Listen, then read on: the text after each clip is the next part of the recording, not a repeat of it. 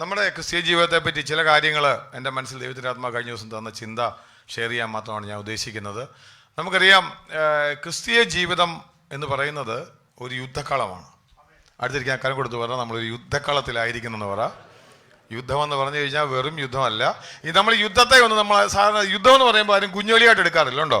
യുദ്ധം എന്ന് പറയുമ്പോൾ ആരും കുഞ്ഞുകളിയായിട്ട് എടുക്കില്ല. എൻ്റെ അവിടെ യുദ്ധമാണ് എന്ന് പറയാറില്ല. എന്നാൽ ദൈവവചനം വായിച്ചാൽ നമ്മുടെ ക്രിസ്തീയ ജീവിതം ഒന്ന് വലിയൊരു യുദ്ധക്കളമാണ്. ആ യുദ്ധക്കളത്തിൽ നമ്മൾ എങ്ങനെ ആയിരിക്കണം, അത് ജയാളിയാകുന്നതെന്ന് ദൈവത്തിൻ്റെ വചനം നമ്മോട് പറയുന്നുണ്ട്. നമുക്ക് ചില വേദഭാഗങ്ങൾ വായിച്ചിട്ട് പെട്ടെന്ന് ഞാൻ എൻ്റെ വാക്കുകളെ അവസാനിപ്പിക്കുക. നമുക്ക് കുറേ വാക്യങ്ങളൊന്നും എടുക്കാനുണ്ട്, വായിക്കണമേ. ആവർത്തന പുസ്തകം 7-ാം അധ്യായത്തിൻ്റെ 1 മുതൽ താഴോട്ടുള്ള വാക്യങ്ങൾ ആരെങ്കിലും വായിക്കുക. ആവർത്തന പുസ്തകം 7-ാം അധ്യായത്തിൻ്റെ 1 മുതൽ താഴോട്ടുള്ള വാക്യങ്ങൾ.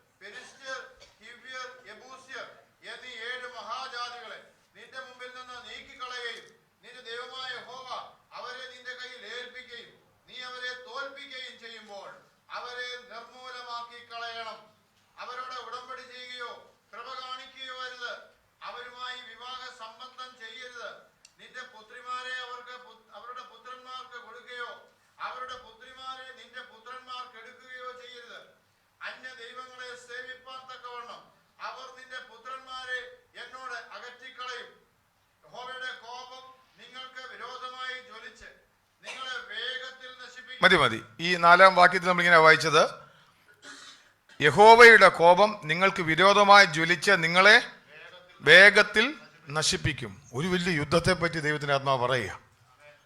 യുദ്ധത്തിന് പോകുന്നത് ആരുടെ എതിരെയാ? ഇസ്രായേൽ മക്കൾ പോവുകയാണ്. ദൈവത്തിന്റെ ആത്മാവരോട് പറയുക, നീ കൈവശമാക്കുവാൻ ചെല്ലുന്ന ദേശമുണ്ട്. ആ ദേശത്ത് ഇവിടെ പറഞ്ഞിരിക്കുന്നത് നിന്നേക്കാൾ പെരുപ്പവും ബലവുമുള്ള, അങ്ങനെ പെരുപ്പവും ബലവുമുള്ള ജാതികളായ കുറെ ജാതികൾ എന്നീ 7 മഹാരാജാക്കന്മാരെ നിന്റെ മുമ്പിൽ എന്ത് ചെയ്യും? നീക്കിക്കളയും. ദൈവം അവർക്ക് കൊടുത്തിരിക്കുന്ന ഒരു വാഗ്ദത്തമാണ്. എന്നിട്ട് അവരോട് പറയുകയാണ്, അവിടെ 2-3 കാര്യങ്ങൾ. ഒന്ന്, അവരെ നിന്റെ കയ്യിൽ ഏൽപ്പിക്കും, നീ അവരെ തോൽപ്പിക്കും, നീ അവരെ മരിപ്പിക്കണം, കൊല്ലണം, നിർമൂലമാക്കണം. അവരുമായിട്ടൊരു വിധത്തിൽ ഉടമ്പടിയിൽ നിങ്ങൾ എന്ത് ചെയ്യല്ലേ? ഏർപ്പെടരുത്. അടുത്ത കാര്യം കൊടുത്ത് പറ, യുദ്ധത്തിൽ നമ്മൾ ചിലരെ തോൽപ്പിക്കണമെന്ന് പറ. യുദ്ധത്തിൽ ചിലരെ തോൽപ്പിക്കണം. അച്ഛാ, യുദ്ധത്തിൽ തോൽപ്പിക്കാൻ പറ്റുമോ എന്നൊരു ചോദ്യം വരും. കാര്യം പക്ഷെ പെരുപ്പും ബലവുമുള്ള ജാതികളാണ്. ഇവരുടെ എതിരെ ഇവരൊരു ജാതിയാണ്. ഇവർക്കെതിരെ വരുന്ന ജാതികൾ 7 വലിയ രാജാക്കന്മാർ. ദൈവം പറയുക, ഇത് കൈവശമാക്കുവാൻ വാഗ്ദത്തം ദൈവം കൊടുത്തതാണ്. എന്താ കൊടുത്തത്? കനാൻ നാട്ടിൽ നീ പ്രവേശിക്കും. പക്ഷെ ഒരു കാര്യമുണ്ട്, പെരുപ്പും ബലവുമുള്ള വലിയ ജാതികളുടെ മുമ്പിൽ അവർ നിൽക്കുക. ഒരിക്കൽ കൂടെ പറഞ്ഞത്, യുദ്ധം അവസാനിച്ചിട്ടില്ല, യുദ്ധം നടന്നുകൊണ്ടിരിക്കുകയെന്ന് പറഞ്ഞേര്. ഇസ്രായേൽ മക്കൾ ചെയ്ത യുദ്ധം ഉണ്ട് എന്ന് പറയുക. ഒരു വാക്യം നമുക്ക് വേറൊരു വാക്യം കൂടെ വായിക്കാം. കൊലോസ്യ ലേഖനം 3-ാം അധ്യായത്തിന്റെ 5-6 വാക്യങ്ങൾ. കൊലോസ്യ ലേഖനം 3-ാം അധ്യായത്തിന്റെ 5-6 അത് വായിച്ചോ.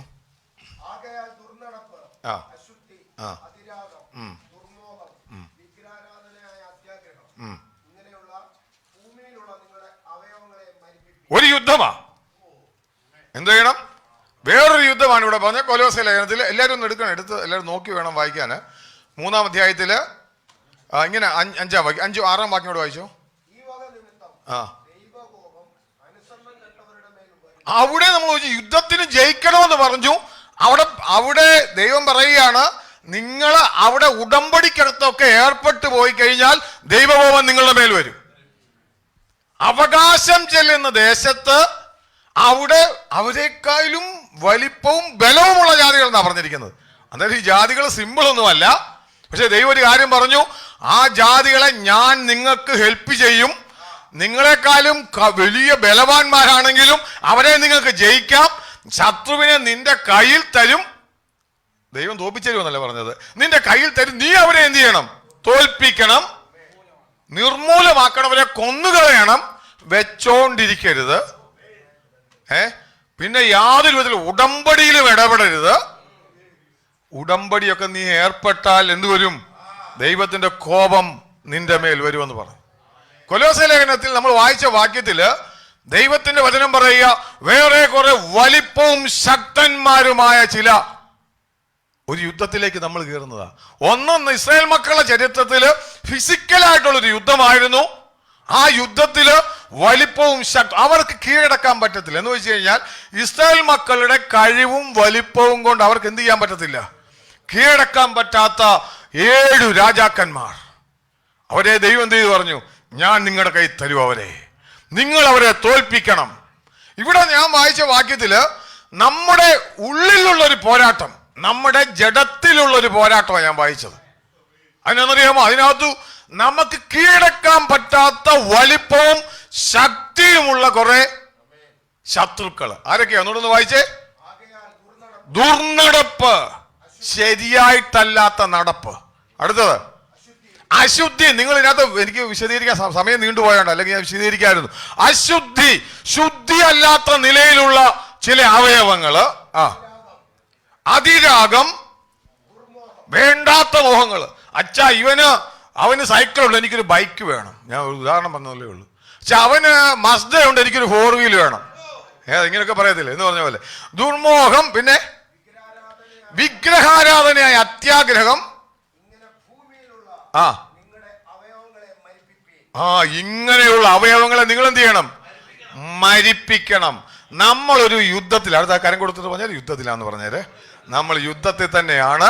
ഹല്ലേലൂയ. ആദ്യം കേട്ടപ്പോൾ സന്തോഷമാണ്. ഇസ്രായേൽ മക്കൾ അവര് 7 പേരെ തോപ്പിച്ചാൽ നമുക്കെന്താ അല്ലേ? ഇസ്രായേൽ മക്കൾ 7 പേരെ വലിയ ജാതികൾ വലിപ്പമുള്ളതാണെങ്കിൽ നമുക്കൊരു പ്രശ്നമില്ലല്ലോ എന്ന് ചിന്തിച്ചുകൊണ്ടിരിക്കുകയായിരുന്നു. പക്ഷെ അവരോട് പറഞ്ഞ അതേ കാര്യം കൊലോസ്യ ലേഖനത്തിൽ ദൈവത്തിന്റെ ആത്മാവ് എടുത്തു വെച്ചിട്ട് പറയുക, ഇവരെ നീ മരിപ്പിക്കണം, ഇല്ലെങ്കിൽ എന്ത് ചെയ്യും? ആരുടെ മേല്? അനുസരണം കെട്ടവരുടെ. മരിപ്പിക്കാൻ പറയുമ്പം മരിപ്പിക്കാതെ നിൽക്കുന്നവന്റെ മേൽ എന്ത് ചെയ്യും? ദൈവകോപം വരും. അടുത്ത ആർക്ക് പറഞ്ഞു, സൂക്ഷിച്ചാ ദുഃഖിക്കണം എന്ന് പറഞ്ഞേര് പ്രശ്നമില്ല. അവസാനം പിന്നെ പറഞ്ഞേക്ക്, സൂക്ഷിച്ച് നിന്നാല് പ്രശ്നമില്ല, അല്ലെങ്കിൽ അനുസരണം കെട്ടവരുടെ മേൽ എന്ത് വരും? ദൈവകോപം വരും. ഞാൻ പറഞ്ഞത് ഒന്നുകൂടെ പറഞ്ഞാൽ യുദ്ധമൊന്നും അവസാനിച്ചിട്ടില്ലെന്ന് പറഞ്ഞാൽ യുദ്ധമൊന്നും അവസാനിച്ചിട്ടില്ല, യുദ്ധം നടന്നുകൊണ്ടിരിക്കുകയാണ്. ഇപ്പൊ നിങ്ങൾക്ക് എത്ര പേർക്ക് മനസ്സിലായി? ഈ വലിയ ശത്രുവിനെ പറ്റി മനസ്സിലായോ? ഇനി നിങ്ങൾ അത് ഇപ്പൊ എനിക്ക് എടുക്കാൻ സമയമില്ല. ഗലാത്യനോട് വായിച്ച ശത്രുവിന്റെ ലിസ്റ്റ് വീണ്ടും ഉണ്ട്, ഇഷ്ടം പോലെ ശത്രുവുണ്ട്. ഒന്ന് ഞാൻ പറഞ്ഞത് നമ്മുടെ ജീവിതത്തിൽ അകമേയുള്ള ശത്രു. പറഞ്ഞേ അടുത്ത അകമേയുള്ള ശത്രു ഭയങ്കര ശക്തനവന്. പറഞ്ഞു അവന് പേടിച്ചോടുന്നവരല്ല വിശ്വാസി. ദൈവജനം പറയുക, നിനക്കവനെ മരിപ്പിക്കാനുള്ള ശക്തി ദൈവം തന്നിട്ടുണ്ട്. അടുത്ത പറ, ശക്തിയുള്ളവരാണ് നമ്മൾ എന്ന് പറഞ്ഞു. നമ്മൾ ശക്തിയുള്ളവരാണ്. ഹല്ലേലൂയ. ശത്രുവിനെ കണ്ട് പേടിച്ചോടേണ്ടിയവരല്ല. ഇസ്രായേൽ മക്കളോട് നോക്കിയിട്ട് ദൈവം പറഞ്ഞ പോലെ എന്ത് ചെയ്യാൻ ഇത് ഈ വിശ്വാസി നേരിടേണ്ടിയ ഒരു പുറമേയുള്ളൊരു യുദ്ധം, അകമേയുള്ളൊരു യുദ്ധം, അവന്റെ ഉള്ളിലുള്ള ശത്രു. രണ്ടാമത്തെ ഒരു ശത്രുവാണ് വിശ്വാസികൾ ഏർപ്പെടുന്ന 2 യുദ്ധം, പ്രധാനമായിട്ട് 2. ഒന്നെന്ന് പറയുന്നത് നമ്മുടെ അകമേയുള്ള യുദ്ധം. അകമേയുള്ള യുദ്ധം വെച്ചാൽ നമ്മുടെ ശരീരത്തിലെ അവയവങ്ങളുണ്ട്, അതിൽ വ്യാപരിക്കുന്ന ചില ശക്തികളുണ്ട്, അതിനെ നമ്മൾ മരിപ്പിക്കണം. മരിപ്പിച്ചില്ലെങ്കിൽ അനുസരണം കെട്ടവരുടെ മേൽ ദൈവകോപം വരും. ഒന്ന് കൈ കൊടുത്തിട്ട് പറ, അച്ഛാ സൂക്ഷിക്കുന്നത് നല്ലതാണ്, ദൈവകോപം വരും എന്ന് പറഞ്ഞാല് ഈ വിഷയങ്ങളൊക്കെ മാറിയില്ലെങ്കിൽ എന്ത് ചെയ്യും? ദൈവകോപം. പിന്നെ അച്ഛാ പറഞ്ഞിട്ട് കാര്യമില്ല, ഞാൻ എന്താ പറഞ്ഞു, വചനം പറഞ്ഞ വാക്യം ഞാൻ വായിച്ചെന്നുള്ളേ ഉള്ളൂ. അതുകൊണ്ടാണ് പറഞ്ഞത് സൂക്ഷിച്ചില്ലെങ്കിൽ ദൈവകോപം വരുമെന്ന് പറഞ്ഞത്. ഇത് പറഞ്ഞത് നമ്മുടെ അകമേയുള്ള യുദ്ധം. രണ്ടാമത് പുറമേ ഒരു യുദ്ധമുണ്ട്, പിശാച് നമ്മുടെ ജീവിതത്തിൽ കൊണ്ടുവരുന്ന യുദ്ധം. അതെന്തോ? ആത്മീക യുദ്ധമാ. അതിനകത്ത് സ്പിരിച്വൽ തലത്തിൽ പിശാച് നമ്മളെ എന്ത് ചെയ്യും? തകർക്കുവാൻ ശ്രമിക്കുന്ന ഒരു യുദ്ധം. 2-3 വാക്യങ്ങൾ വായിച്ചു. 2 വാക്യങ്ങൾ വായിച്ചു. 2 ദിനവൃത്താന്തം 21:1. 2 ദിനവൃത്താന്തം 21:1 വായിച്ചു.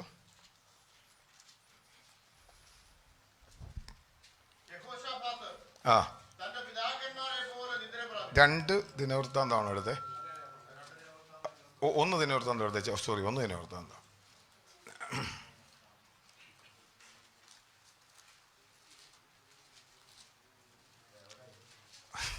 എവിടാന്നറിയുന്നില്ല. 1 ദിനവൃത്താന്തം തപ്പിക്കൊണ്ടിരിക്കുന്നേ ഉള്ളൂ. എല്ലാം എടുത്തിട്ടേ ബാക്കി പറയുന്നുള്ളൂ. ഒന്നല്ലേ ഒന്നുകൂടെ എടുത്തിട്ട് ഒന്ന് ദിനവൃത്താന്തം 21:1 വായിച്ചോ.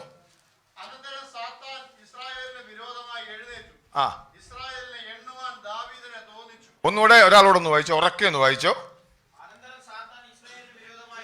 കരം കൊടുത്ത് പറഞ്ഞ പിശാചിന്റെ ഒരു അറ്റാക്ക് ഉണ്ടെന്ന് പറഞ്ഞേരെ. എന്തുവാ കാരണം പറഞ്ഞേരെ? ഒന്നെന്താ നമ്മുടെ ഉള്ളിലെ അറ്റാക്കാണ് ഒന്ന് പറഞ്ഞ. രണ്ടാമത് സാത്താൻ എഴുന്നേറ്റു. എന്ത് ചെയ്തു? സാത്താൻ എന്തോ എഴുന്നേറ്റത്.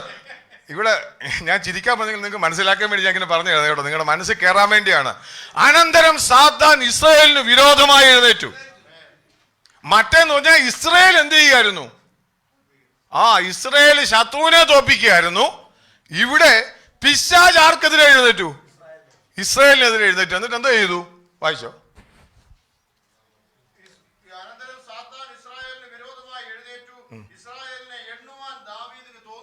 ഇസ്രായേലിനെ എണ്ണുവാൻ ദാവീദ് എന്ത് ചെയ്തു? പറ. എല്ലാ തോന്നലുകളൊന്നും ശരിയല്ലെന്ന് കാര്യം കൊടുത്ത് പറഞ്ഞേരെ. എല്ലാ തോന്നലും ഒന്നും ശരിയല്ല അന്ന് പറഞ്ഞേരെ. കാര്യം പിശാച് ചില തോന്നലുകൾ കൊണ്ടുവരും. ഞാൻ പറഞ്ഞു എല്ലാ തോന്നലുകളും ശരിയല്ല. കാര്യം ദാവീദ് സങ്കീർത്തനം ഇത് ദാവീദിന്റെ അവസാന കാലമാണ്. ദാവീദ് ശത്രുക്കളെല്ലാം ദാവീദ് സങ്കീർത്തനമൊക്കെ എഴുതി പറഞ്ഞു, കർത്താവേ എൻ്റെ ഹൃദയത്തിൽ നിനക്കെതിരായിട്ടുള്ള ചിന്തകളും വരരുത്. സ്വമേധ പാപങ്ങളെ അകറ്റി അടിയനെ കാക്കണമേ.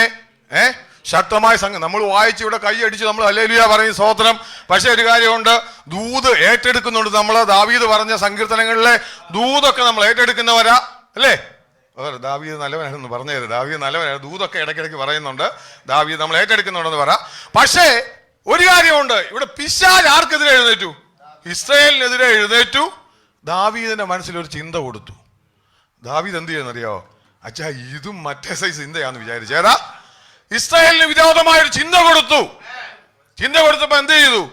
ജനത്തെ എണ്ണാന് എല്ലാവരും വളരെ ഇങ്ങനെ പറയണം, എല്ലാ ചിന്തകളെ ഒന്ന് ശ്രദ്ധിക്കണമെന്ന് പറഞ്ഞു. കാരണം കൊടുത്ത് പറഞ്ഞോ, എല്ലാ ചിന്തകളും ദൈവത്തിൽ നിന്നല്ല. ദാവീദ് ഒത്തിരി സങ്കീർത്തനമൊക്കെ എഴുതിയതൊക്കെ ദൈവത്തിൽ നിന്നായിരുന്നു. പക്ഷെ ഇടയ്ക്ക് ഒരു ചിന്ത പിശാച് കൊടുത്തു. അവൻ ചിന്തിച്ചു ദൈവത്തിൽ നിന്നായിരിക്കുമെന്ന്. സൂക്ഷിച്ചാൽ ദുഃഖിക്കണം. കാരണം കൊടുത്തു, സൂക്ഷിച്ചാൽ ദുഃഖിക്കണ്ട. ദാവീദിന് എന്തോ പറ്റിയെന്ന് അറിയോ? അടുത്തത് വായിച്ചപ്പോൾ ദാവീദ്, ഞാൻ സമയത്തിൻ്റെ അഭാവം വായിക്കുന്നില്ല, നിങ്ങൾ വീട്ടിൽ പോയി വായിച്ചാൽ മതി. ഈ ചിന്തകൾ മാറിപ്പോയി. ദാവീദ് ജനത്തെ എണ്ണി അവിടെ വലിയ പ്രശ്നം ഉണ്ടായി, വലിയ നാശനഷ്ടം ഉണ്ടായി. അവർക്കാണ് ദൈവത്തിന്റെ വഴിയെല്ലാം തികവുള്ള. കാരണം കൊടുത്തു, ദൈവത്തിന്റെ ദൂതെല്ലാം തികവുള്ളതാ. പറ, ദൈവത്തിന്റെ ദൂതെല്ലാം തികവുള്ളതാണ്. അതെന്ത്? പ്രാണനെ തണുപ്പിക്കുന്നതാണ്, അത് ജയം കൊണ്ടുവരുന്നതാണ്, അത് സന്തോഷം നൽകുന്നതാണ്, അത് വിജയം കൊണ്ടുവരുന്നതാണ്. എന്നാൽ ദാവീദ് എന്ത് പറ്റി? അറിഞ്ഞില്ല, ഇടയ്ക്കൊരു ദൂത് കയറി വന്നു. എന്തോ ഞാൻ വിചാരിച്ചു ഇത് അക്കൂടത്തേക്ക് എന്നാ പിടിച്ചോടെ. യോവാബിനെ പിടിച്ചു എന്ന് പോയെന്നോ എല്ലാരും ഒന്ന് എണ്ണിക്കോളാൻ പറഞ്ഞു. കേട്ടാ പ്രശ്നം. എണ്ണുന്ന എന്തുവാ? ദൈവം ഇവൻ തന്നെ സങ്കീർത്തനത്തിൽ എഴുതിയിട്ടുണ്ടെന്നറിയോ? ജയത്തിന് കുതിര വ്യർത്ഥമാകുന്നു, ബലാധിക്യം കൊണ്ട് വീരൻ എന്ത് ചെയ്യുന്നില്ല.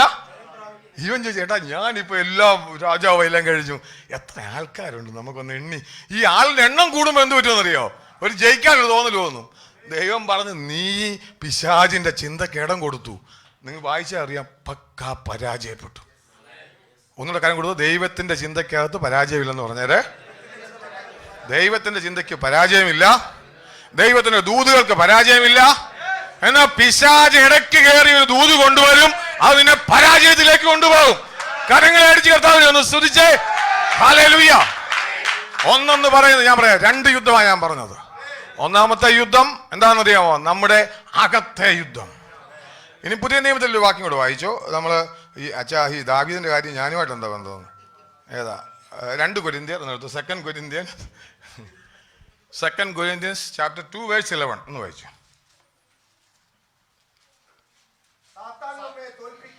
സാത്താൻ നമ്മെ തോൽപ്പിക്കരുത്, അവന്റെ തന്ത്രങ്ങളെ നാം അറിയാത്തവരല്ലല്ലോ. കരം കൊടുത്ത് പറ, അവന് തന്ത്രം ഉണ്ടെന്നുണ്ടെന്ന് പറഞ്ഞേരെ. തന്ത്രമുണ്ട് അവന്. സാത്താൻ നമ്മളിവിടെ യുദ്ധത്തിലാണ്. തോൽപ്പിക്കരുതെന്ന് പറഞ്ഞ കാര്യം എന്തുവാ? യുദ്ധത്തിലായതുകൊണ്ട് അവന്റെ തന്ത്രങ്ങളുണ്ട്. അവൻ നമ്മളെ എന്ത് ചെയ്യല്? തോൽപ്പിക്കരുത്. ഞാനീ പറഞ്ഞത് പഴയ നിയമത്തിൽ ഇസ്രായേൽ മക്കൾ ഫേസ് ചെയ്ത 2 യുദ്ധങ്ങൾ. ഒന്നെന്ന് പറഞ്ഞാൽ അവരുടെ ശത്രുവിനെതിരായി പോയ യുദ്ധം, ദൈവം നശിപ്പിക്കണമെന്ന് പറഞ്ഞ ജാതികളുടെ എതിരായിട്ടൊരു യുദ്ധം ഒന്ന്.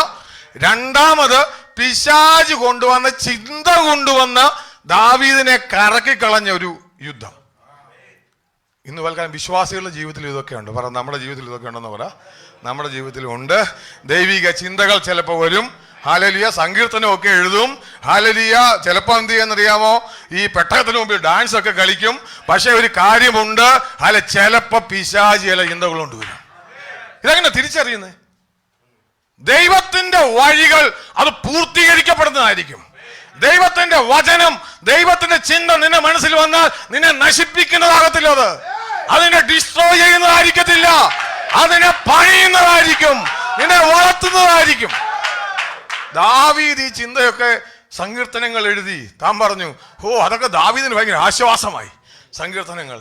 എന്നാൽ പിശാച് അവന്റെ മനസ്സിൽ തോന്നിച്ചത് അവൻ മനസ്സിലാക്കാൻ പറ്റാതെ വന്നതുകൊണ്ട്, അല്ലെ അവൻ അതെങ്ങനെ തിരിച്ചറിയുന്നത്? അവന് തന്നെ പതുക്കെ അവൻ എഴുതിയ സങ്കീർത്തനം നോക്കിയായിരുന്നെങ്കിൽ ഇവൻ എണ്ണാൻ തോന്നത്തില്ലായിരുന്നു. എൻ്റെ ശക്തി എത്ര ഉണ്ട്, ഞങ്ങളുടെ സൈന്യമൊക്കെ എത്ര ഉണ്ട്, ഞങ്ങൾ ഇതൊക്കെ ഉണ്ടെങ്കിൽ ശരി, ഇത്ര നാൾ ഞാൻ ജയിച്ചത് എന്തോ കൊണ്ടാ, ഇതൊക്കെ ഉണ്ടായിരുന്നതുകൊണ്ടാ. എന്നാൽ നമ്മൾ ആദ്യ ഭാഗം വായിച്ചു. ദൈവം എന്താ പറഞ്ഞെന്നറിയാവോ?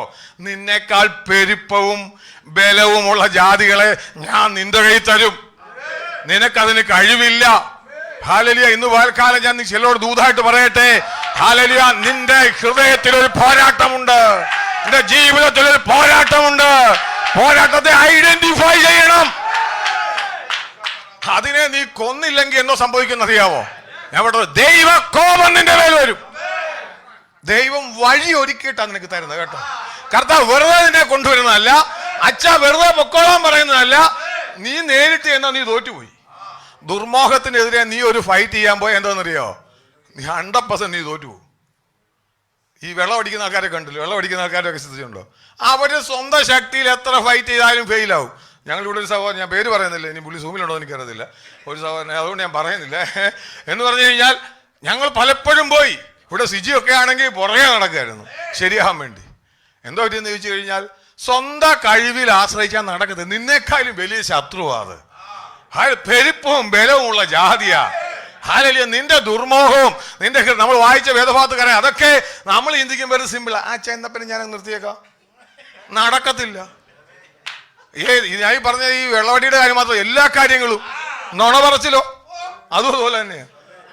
ഇനി ഞാനൊന്നും നുണയൊന്നും പറയത്തില്ല. അങ്ങോട്ടും ഇങ്ങോട്ടും എന്താ നുണ, ഈ വഴക്ക് അങ്ങോട്ടും ഇങ്ങോട്ടും എന്താ വെച്ചാ പറഞ്ഞേ, ഇങ്ങനത്തെ ഇതുപോലെ പറയുമല്ലോ. അങ്ങോട്ടും ഇങ്ങോട്ടും ഏഷണി പറയുക, ഏഷണി പറച്ചില്. ഞാൻ ഇനിയിപ്പം നല്ലതായിട്ട് ജീവിക്കാം, വെറുതെ തോന്നുന്നതാ. കുശുമ്പ്, ഇതൊക്കെ നമ്മളെക്കാൾ വലിപ്പവും ഇതുമുള്ള ജാതി. ഇനി തൊട്ട് ഞാൻ നല്ലതായിട്ട് ജീവിച്ചോളാം, നടക്കത്തില്ല എൻ്റെ കുഞ്ഞുങ്ങളെ. ഞാൻ പറയാം, കാര്യം എന്ന് ചോദിച്ചു കഴിഞ്ഞാൽ, ദൈവജനം നിന്നേക്കാൾ ബലവും പെരുപ്പവും ഉള്ള ജാതികളാ. അത് നിനക്ക് വേണ്ടി ദൈവശക്തിയാ വേണ്ടുന്നത്. ദൈവത്തോട് ചേർന്ന് നിനക്ക് ജയം നേടാൻ പറ്റും. അല്ലാതെ ജീവിതത്തിൽ ഒരിക്കലും ജയം നേടാൻ പറ്റത്തില്ല. അല്ലാതെ നീ എത്ര ഫൈറ്റ് ചെയ്യാൻ പോയാൽ നീ പരാജയപ്പെട്ടു പോകും. രണ്ടാമത് ദാവീദിന്റെ അടുത്ത് പിശാച് വന്നു. പിശാചിനോട് തോപ്പിക്കാൻ പോയാലോ? നമ്മളെക്കാളും ശക്തനാവന്. അവന്റെ ആയുധം എന്നാന്നറിയോ? അവന്റെ ആയുധം എന്തോ നമ്മൾ വായിച്ചു. അവന്റെ ആയുധത്തിന്റെ പേരാണ് വൈൽസ് ഓഫ് ദ ഡെവിൾ. എന്താ? തന്ത്രം. ഒരായുധമില്ല. ഇങ്ങോട്ട് കണ്ടാലാ വരവുണ്ട്. പുള്ളിയുടെ വരവ് കണ്ടോ? അയ്യോ, വരവൊക്കെ കണ്ടാൽ ഓക്കെയാ, പക്ഷെ ഒരു കാര്യമുണ്ട്, ശ്രദ്ധിച്ച് നിന്നില്ല നീ പോക്ക. ഏതം തോട്ടത്തിൽ വന്ന് അമ്മാമ്മയുടെ അടുത്തോട്ട്, അമ്മാമ്മയുടെ അടുത്ത് വന്നു. അയ്യോ എന്ത് രണ്ടിനെപ്പറ്റി അയ്യോ എന്തുണ്ട് ഇങ്ങനെ ബൈബിള് ദൈവത്തിന്റെ ആത്മാവ് അറിയാവോ? പാമ്പ് എല്ലാത്തേക്കായാലും കൗശലമേറിയതായിരുന്നു. എല്ലാത്തിനേക്കാളും എന്ത് ചെയ്താ ഇതിന് കൗശലമേറിയതിന്റെ പ്രത്യേകത സൂക്ഷിച്ചാൽ നമുക്ക് മനസ്സിലാകും. എല്ലാത്തേക്കാളും കൗശലമേറിയതായിരുന്നു. അമ്മാമ്മയുടെ എടുത്തിട്ട് വന്ന് പറഞ്ഞു, എന്തുണ്ട് അമ്മാമ്മേ? അമ്മാമ്മയ്ക്കെന്ന് അയ്യോ അച്ഛനാണ് ഇങ്ങോട്ട് മിണ്ടത്ത് പോലും ഇല്ലല്ലോ. എൻ്റെ മിണ്ടാനൊരാളെ കിട്ടി. അച്ഛനാണെങ്കിൽ എന്ത്, അച്ഛന് സമയമില്ലെന്നാ പറയുന്നത്. അച്ഛന് സമയമില്ല, അച്ഛൻ പോവാ. അന്നേരം ഇത് വന്നിട്ട് അയ്യോ അമ്മാമ്മ എന്തുണ്ട് വിശേഷം? അയ്യോ ഇത്രയ്ക്ക് നല്ലൊരു ആളെ എന്തുണ്ട്? പറഞ്ഞാട്ട് ബാക്കിയോടെ പറ. പറഞ്ഞ പോലെ ഇങ്ങനെ പറയാൻ പറഞ്ഞു. എന്ന് പറഞ്ഞു കഴിഞ്ഞാൽ പറയട്ടെ എന്ന് പറഞ്ഞു കേട്ട് അറിയുന്നില്ല. പിശാചിന്റെ തന്ത്രങ്ങളെ നാം അറിയാത്തവരല്ലോ. ഞാൻ അത് വിശദീകരിച്ച് നമ്മുടെ വിഷയത്തിൽ നിന്ന് മാറിപ്പോകുന്നതുകൊണ്ടാ. പിശാചിന്റെ തന്ത്രങ്ങളെ നാം അറിയാത്തവരല്ലോ. ഹല്ലേലൂയ. അവന്റെ വിഷയം നമ്മളെ തകർക്കുക എന്നുള്ളതേ ഉള്ളൂ.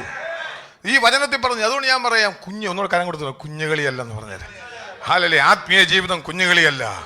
അവിടെ ഒരു ഹല്ലേലൂയ ഒരു ഫൈറ്റിംഗ് ഉണ്ട്. അവിടെ ഒരു ഹല്ലേലൂയ ഒരു നമുക്ക് ഹല്ലേലൂയ ഇടപെട്ട് ജയിക്കേണ്ട ചില മേഖലകളുണ്ട്. ഹല്ലേലൂയ. ദൈവത്തിന്റെ ആത്മാവ് ഇന്ന് പകൽ നമ്മൾ പറയുകയാണ്, നീ ഹല്ലേലൂയ നേരിട്ട് അതിനുമേൽ നിന്നില്ലെങ്കിൽ നീ പരാജയപ്പെട്ടു പോകും. ജീവിതത്തിലേക്ക് ഒന്ന് തിരിഞ്ഞു നോക്കിക്കാട്ടെ. നമ്മൾ കിട്ടിയ ചിന്തകളും ഈ ദൂതുകളും ഒക്കെ എവിടെ നമുക്ക് വന്നതാ? ഹല്ലേലൂയ. ദൂത് ശരിയാണെങ്കിൽ അത് നിന്നെ ജീവനിലേക്ക് കൊണ്ടുപോകുന്നതാ. നിന്റെ ദൂത് ശരിയാണെങ്കിൽ നിന്നെ പണിയുന്നതായിരിക്കും. ഞാൻ പറയാം, ഇതാണ് ദാവീദിന്റെ ചരിത്രം നമ്മൾ കാണുന്നത്. ഇന്ന് പലക്കാലം എത്ര പേര് വിശ്വസിക്കുന്നുണ്ട്? ഹല്ലേലൂയ. പലപ്പോഴും നമ്മൾ അറിയാതെ പരാജയപ്പെട്ടു പോകരുത്. കേൾക്കുന്നതെല്ലാം ദൈവത്തെങ്കിൽ നിന്നല്ല, കാണുന്നതെല്ലാം ദൈവത്തെങ്കിൽ നിന്നല്ല, മനസ്സിലാക്കുന്നതെല്ലാം ദൈവത്തെങ്കിൽ നിന്നല്ല. പലപ്പോഴും നിന്നെ തകർത്ത് ഹല്ലേലൂയ നിന്നെ പിശാച് മുടിപ്പിക്കുന്ന കാലം വന്നേക്കാം. നമ്മൾ ദൈവസന്നിധിയിൽ ഏൽപ്പിച്ചു കൊടുക്കാൻ ദൈവത്തിന്. ഇത് വലിയൊരു യുദ്ധമാണ് നമ്മളായിരിക്കുന്നത്. ഹല്ലേലൂയ. നമ്മൾ അറിയുന്നില്ല. ഞാൻ നമ്മുടെ വിഷയത്തിലേക്ക് വരാം. ഞാനിത് പോട്ടെന്ന് പോട്ടെന്ന് നിങ്ങളുടെ വിശപ്പ് വന്നു കഴിഞ്ഞാൽ പ്രശ്നമാവും. ആവർത്തന പുസ്തകത്തിലേക്ക് കടന്നു വരും. നിങ്ങൾക്ക് ആ വാക്യം എടുക്കാം. ഞാൻ ആദ്യം ഒന്നാമത് ജഡത്തിലെ യുദ്ധം, ആവർത്തന പുസ്തകം 7-ാം അധ്യായത്തിലേക്ക് ഒന്ന് തിരിച്ചു വരാം നമുക്ക്.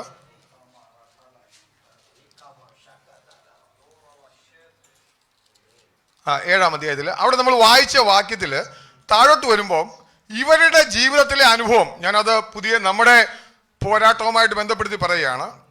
7-ാം അധ്യായത്തിലേക്ക് വരുമ്പോൾ അതിൻ്റെ 8-ാം വാക്യം ഒന്ന് വായിച്ചു വെച്ചാൽ, അല്ല അതിൻ്റെ 6 മുതലുള്ള വാക്യങ്ങൾ വായിച്ചു.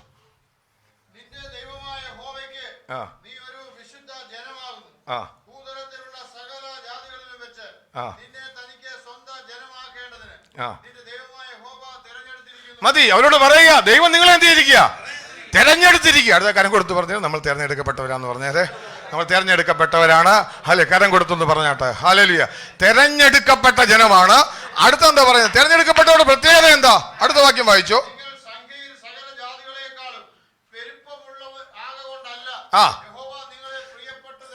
നിങ്ങളെ തെരഞ്ഞെടുത്ത നിങ്ങൾ ശക്തിയുള്ളവരോ പെരുപ്പമുള്ളവരോ ആയതുകൊണ്ടല്ല.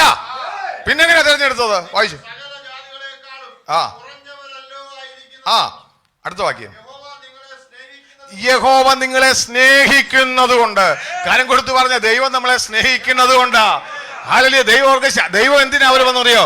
ദൈവം അവരെ സ്നേഹിക്കുന്നത് കൊണ്ടും പിതാക്കന്മാരോട് ചെയ്ത ഉടമ്പടി കൊണ്ടും. ഇന്ന് പോയിക്കാൽ നമ്മളോടൊന്നും അറിയാമോ?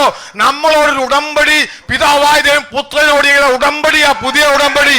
ആ ഉടമ്പടിയുടെ ഭാഗം നമ്മളായതുകൊണ്ട് ദൈവം നമ്മളെ സ്നേഹിക്കുന്നത്. അവൻ നമ്മളെ സ്നേഹിക്കുന്നത് കൊണ്ട് അവൻ നമ്മളെ കരുതുന്നത്. ഇന്ന് പോയിക്കാൽ എത്ര പേർക്ക് വിശ്വസിക്കാൻ പറ്റും? ഹല്ലേലൂയ. ഇനി താഴോട്ട് ഈ വിഷയം ഇതൊരു വലിയ വിഷയമാണ്. ഇതിനകത്ത് നിങ്ങൾ വായിക്കുമ്പോൾ നമുക്ക് എന്നാ 2 വാക്യം കൂടെ പെട്ടെന്ന് വായിച്ച് ഞാൻ അവസാനിപ്പിക്കാൻ സമയം മുമ്പോട്ട് പോയി. ഞാൻ നിങ്ങൾ ഇവിടുന്ന് ഇറങ്ങി ഓടും, പിന്നെ അവസാനം പ്രശ്നം ഉണ്ടാക്കണ്ട. അതിന്റെ തന്നെ 9-ാം അധ്യായത്തിൽ വായിച്ചാൽ വായിച്ചു. 9-ാം അധ്യായത്തിൽ 1-ാം വാക്യം ഒന്ന് വായിച്ചേ.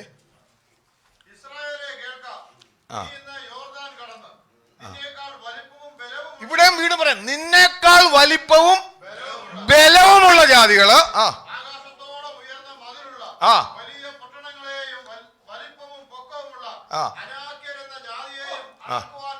കീഴടക്കുവാൻ പോകുന്നു. ഓക്കെ.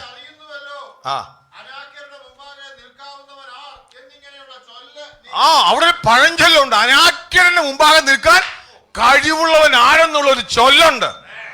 ചിലതിന് മുമ്പിൽ നമ്മൾ എടാ, നിന്റെ ഈ സ്വഭാവത്തെ ജയിക്കാൻ നിനക്ക് പറ്റുമോ? നിന്റെ ഈ സ്വഭാവത്തെ നിനക്ക് ജയിക്കാൻ പറ്റുമോ?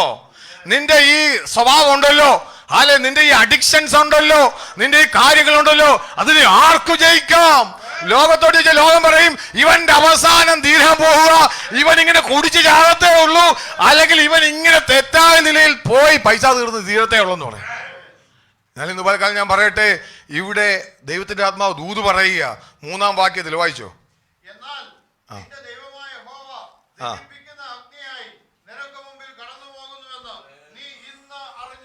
എങ്ങനെയാ ദഹിപ്പിക്കുന്ന അഗ്നിയായി നിനക്ക് മുമ്പിൽ കടന്നു പോകുന്നുവെന്ന് നീ അറിയ. അടുത്ത വാക്യം ഇവിടെ.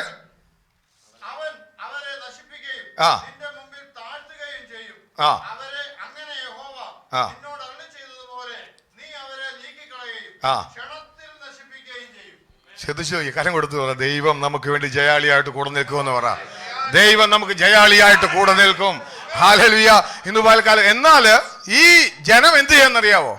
ഈ ജനം എന്ത് ചെയ്യുന്ന വെച്ചാൽ താഴോട്ട് വായിക്കുമ്പോൾ നമുക്ക് കാണാൻ പറ്റും. അതിൻ്റെ യോശുവയുടെ പുസ്തകത്തിലേക്ക് കടന്നു വരുമ്പോൾ ഞാൻ പെട്ടെന്ന് ആ വാക്യം എടുക്കുക. യോശുവയുടെ പുസ്തകം എടുത്തു, ഞാൻ അവസാനിപ്പിക്കുക. യോശുവയുടെ പുസ്തകം അതിൻ്റെ ന്യായാധിപന്മാരുടെ പുസ്തകം എടുത്തു. ന്യായാധിപന്മാരുടെ പുസ്തകം അതിൻ്റെ 3-ാം അധ്യായത്തിലേക്ക് 2-ാം അധ്യായം എടുത്തു. 2-ാം അധ്യായത്തിൽ ചില വാക്യങ്ങൾ അതിൻ്റെ 2-ന്റെ 1 മുതൽ താഴോട്ട് വായിച്ചു വെച്ചാൽ. അനന്തരം യഹോവയുടെ ഒരു ദൂതൻ ഗിൽഗാലിൽ നിന്ന് ബോഖീമിലേക്ക് വന്നു പറഞ്ഞത്, ഞാൻ നിങ്ങളെ മിസ്രയീമിൽ നിന്ന് പുറപ്പെടുവിച്ചു, നിങ്ങളുടെ പിതാക്കന്മാരോട് സത്യം ചെയ്ത ദേശത്തേക്ക് നിങ്ങളെ കൊണ്ടുവന്നു. നിങ്ങളോടുള്ള എന്റെ നിയമം ഞാൻ ഒരിക്കലും ലംഘിക്കയില്ല എന്നും നിങ്ങൾ ഈ ദേശനിവാസികളോട് ഉടമ്പടി ചെയ്യാതെ അവരുടെ ബലിപീഠങ്ങൾ ഇടിച്ചു കളയണമെന്നും കൽപ്പിച്ചു. എന്നാൽ നിങ്ങൾ എന്റെ വാക്ക് അനുസരിച്ചില്ല. നമ്മൾ വായിച്ചു കൊലോസ്യലേഖനത്തില് എന്തോ ദൈവകോപം ആരുടെ മേൽ വരുന്നു? അനുസരണം കെട്ടവരുടെ മേൽ വരുന്നു. ഇവിടെ അവരോട് പറയുകയാണ്, ഞാൻ നിങ്ങളോട് ഇങ്ങനെ പോലെ പറഞ്ഞു, നിങ്ങൾ എന്ത് ചെയ്യില്ല, അത് ചെയ്തില്ല, അതുകൊണ്ട് അനുസരിക്കാഞ്ഞുകൊണ്ട് ഇങ്ങനെ നിങ്ങൾ ചെയ്തത് എന്ത്?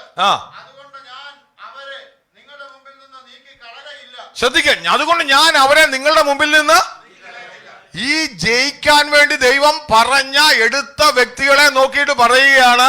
അല്ലെങ്കിൽ ഈ സ്വഭാവം പറയാ, ഇത് നിന്റെ ജീവിതത്തിൽ നിന്ന് വിട്ടുപോകത്തില്ല, കാര്യം നീ ദൈവത്തിന് മുമ്പിൽ അനുസരണക്കേട് കാണിച്ചെന്ന്. എന്തായിട്ട് വായിച്ചു വെച്ചാ, അവർ നിങ്ങളുടെ വിലാപ്പുറത്ത് എന്ത് ചെയ്യും? പല ജീവിതത്തിന്റെ അനുഭവങ്ങളും വിടാൻ പറ്റത്തില്ല എല്ലാവർക്ക്. വിലാപ്പുറത്ത് മുള്ളായിട്ടിരിക്കുക. വിലാപ്പുറത്തെ മുള്ളിന്റെ പ്രത്യേകത അറിയാവോ? ഇടയ്ക്കിടയ്ക്ക് ഇങ്ങനെ കുത്തിക്കൊണ്ടിരിക്കും, ഇങ്ങനെ കുത്തി ഏതാ പ്രശ്നം, ഇടയ്ക്കിടയ്ക്ക് കുത്തിക്കൊണ്ടിരിക്കും. ഞാൻ പറയും, ഇന്ന് പൽക്കാലം ജയം നമുക്കുള്ള. കരം കൊടുത്തടുത്ത് പറഞ്ഞോ, യുദ്ധത്തിൽ ജയം നമുക്കുള്ളതെന്ന് പറ. ഹല്ലേലൂയ. ജയം നമുക്കുള്ളതാണ്. ദൈവമക്കൾ, ഇന്ന് പൽക്കാലം രാവിലെ കേട്ടതുപോലെ ചില വെളിച്ചം നിന്റെ ഹൃദയത്തിൽ വന്നാൽ ജയം നിനക്ക് വേണ്ടി തരുവാൻ മതിയായ ഒരു കർത്താവാണ്. അവൻ നിനക്ക് വിടുതൽ കൊണ്ടുവരുന്ന കർത്താവാണ്. എത്ര പേരത് വിശ്വസിക്കുന്നുണ്ട്? ഈ താഴോട്ട് വായിക്കും. ഞാൻ ഈ വേദഭാഗം വാങ്ങിച്ചിട്ട് നിങ്ങളോട് പറയുക, പുതിയ നിയമത്തിലേക്ക് വരുമ്പോൾ നമ്മൾ കണ്ട വേദഭാഗത്തോട് ഞാൻ തുലനം ചെയ്ത് പറയുക, നിങ്ങളുടെ ജീവിതത്തിൽ പല വിഷയങ്ങളും ജഡത്തിന്റെ ഇച്ഛകളും മുള്ളായിട്ട് മാറരുത്. ഹല്ലേലൂയ. നിങ്ങളുടെ ജീവിതത്തിൽ മുള്ളായിട്ട് മാറരുത്. ഹല്ലേലൂയ. ലോകത്തിന്റെ പിന്നാലെ നിങ്ങൾ പോകുന്നത് നിർത്തിയില്ലെങ്കിൽ, നീ ദൈവത്തെ അറിഞ്ഞവനായി ജീവിച്ചിട്ട് നീ ലോകത്തിന്റെ പിന്നാലെ പോകുന്നത് നീ നിർത്തിയില്ലെങ്കിൽ, പലതും നിന്റെ ജീവിതത്തിൽ മുള്ളായിട്ട് മാറും. ഹല്ലേലൂയ. എന്നിട്ട് പിന്നെ 3-ാം അധ്യായത്തിൽ വരുമ്പം ഇങ്ങനെ പറയുന്നുണ്ട്. 3-ാം അധ്യായം വായിച്ചു. 3-ാം അധ്യായത്തില് അതിന്റെ 4-ാം വാക്യം ഒന്ന് വായിച്ചോ.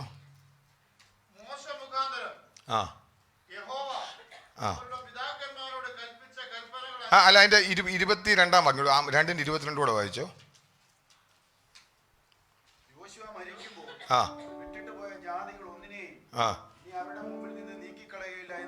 എന്താ പറഞ്ഞെന്നറിയോ?